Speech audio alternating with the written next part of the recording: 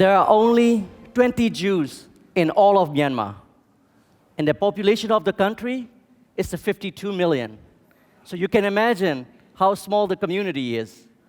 And I myself represent 5% of the Jewish population in there.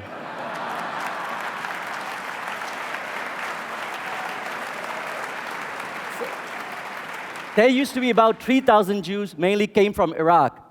And Rangoon has a Jewish mayor, Jewish school, cemetery, even a kosher restaurant. But now we still have a very beautiful, over 130-year-old synagogue still standing today. And being Jews in a small community is very difficult. Growing up, the only Jewish friend that I have are my two sisters. And when it comes to the Jewish holiday, my father and I went around to the small hotel, guest house, and we put the flyer saying, a tree may be alone in the field, a man alone in the wall, but the Jews never alone on his holiday. Join us for the Seder.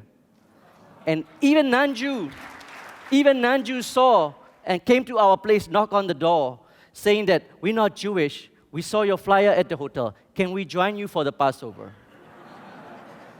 And in the community, I was very fortunate enough to get a full scholarship at the Yeshiva University, to study at the Yeshiva University.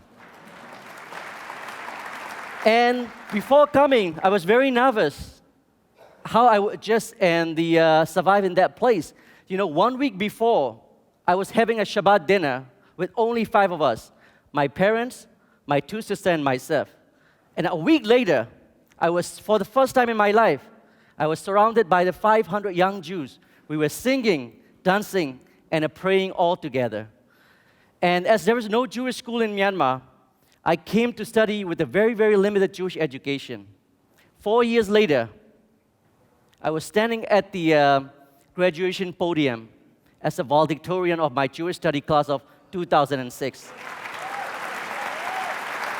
So it was one of the proudest moments of my life, and it was such a big changes for me. And Jewish life in New York was wonderful, but my heart was always in Burma. And I feel more Jewish in Rangoon than anywhere else.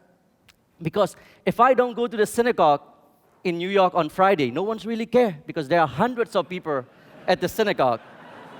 But if I or my family don't go to the synagogue on Friday in Rangoon, who is open the gate of the synagogue? Who will organize the holiday? So even though coming from the very small community, but you feel more responsibility.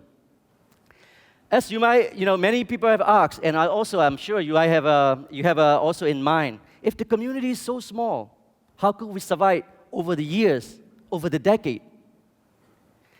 When I was young, I always complained to my father when it comes to Jewish holiday. Dad, look at the Muslim community. They're celebrating an Eid with hundreds of people.